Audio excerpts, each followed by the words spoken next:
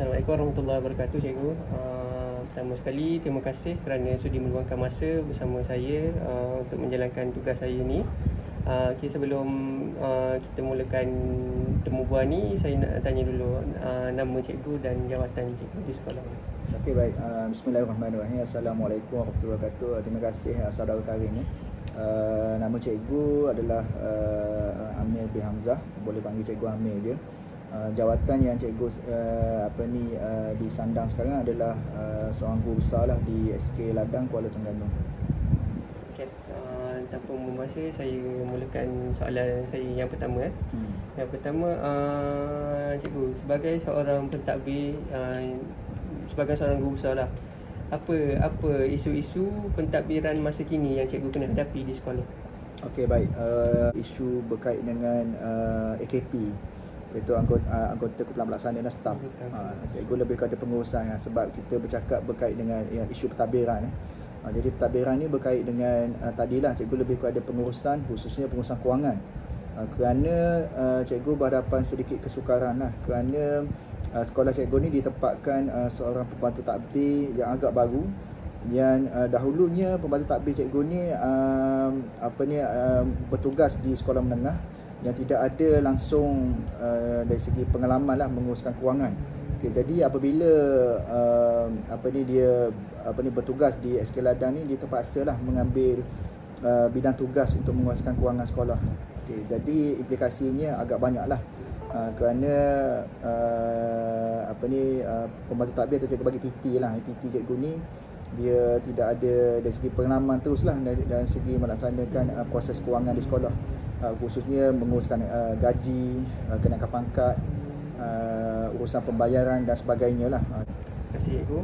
Kita pergi kepada soalan yang kedua, iaitu cabaran semasa yang dihadapi oleh kepimpinan di sekolah ini. Cikgu, sebagai seorang pemimpin, cikgu ni cabaran semasa yang cikgu hadapi, cikgu rasa paling buat masa sekarang lah. Mungkin berkaitan dengan PMP, ada PDP kehadiran ke. Untuk makluman, cabaran berkait dengan kepimpinan lah. Jadi bila sebut kepimpinan buat masa ini, cikgu selaku peneraju di sekolah menghadapi sedikit kesukaran lah, khususnya apabila sistem pendidikan kita mengalami sedikit perubahan lah, khususnya apabila murid kita perlu menjalani PDPR. Dan kita sedia maklum, sekolah menjalani PDPR bermula pada 2 tahun lepas lagi, apabila negara kita dimasuki fasa PKP, dan sehingga sekarang alhamdulillah kita dah dapat bersemuka seperti biasa. Tetapi cabaran besar dari segi kepimpinan cikgu untuk cikgu mengubah mindset pelajar lah, kerana mereka ini perlu belajar dalam keadaan norma baru. Norma baru maksudnya dari segi norma baru, mereka perlu menguasai sedikit kemahiran teknologi lah di pendidikan, dan cikgu perlu menunjukkan satu kepimpinan yang dipanggil lead by example, kepimpinan melalui teladan kepada cikgu-cikgu. Kerana cikgu-cikgu perlu ada bukan perlu ada lah, mesti menguasai kemahiran teknologi pendidikan ini dalam pendidikan digital, untuk membantu murid kita yang mengalami kesukaran lah untuk menjalani.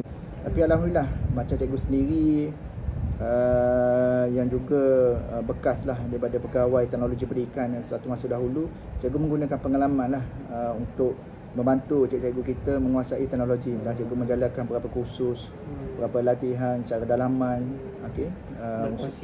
berkongsi idea, pengalaman kepada mereka lah. Terima kasih, cikgu. Dan yang terakhir, soalan ni adalah usaha-usaha yang telah atau sedang ataupun yang akan dilaksanakan untuk meningkatkan lagi proses PNP dalam sistem pendidikan negara kita sekarang ni.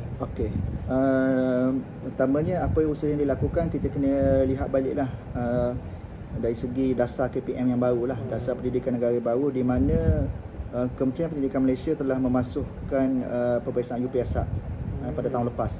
Apabila berlaku pemasangan tersebut, sistem dahulunya yang berorientasikan peperiksaan dah tak ada dah. Dan dari segi pentaksiran dan juga penilaian murid itu dah berubah. Sekarang ni kita mesti memfokuskan kepada bagaimana kita nak memantapkan kepada cikgu-cikgu lah untuk menambah baik dari segi pentaksiran dalam bilik darjah ataupun kita panggil PBD, dalam PBD. Sebab kita tahu kesan daripada pandemik ni macam di sekolah ladang, sekolah cikgu lah, kesan ni sangat besar lah, sangat besar. Di mana sekolah cikgu dikategorikan sebagai sekolah yang ramai murid tidak boleh membaca. Tapi inisiatif-inisiatif yang cikgu lakukan sekarang ni adalah memperkasakan, maksudnya panitia bahasa Melayu, menggerakkan guru subjek berkenaan lah, dan juga matematik.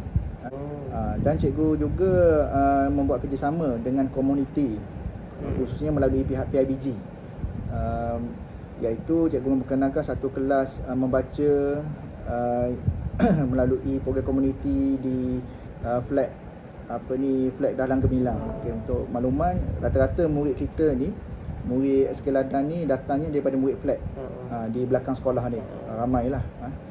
Jadi murid pemulihan tu rata-ratanya daripada kawasan tersebut lah, daripada flat lah.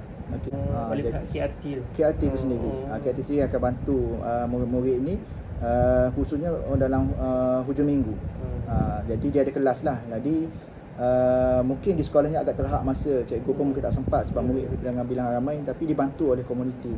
Dan yang kita bimbang kesan pada ialah COVID ni, memang kata-kata murid memang sudah tidak lagi untuk berminat lah untuk belajar ke sekolah.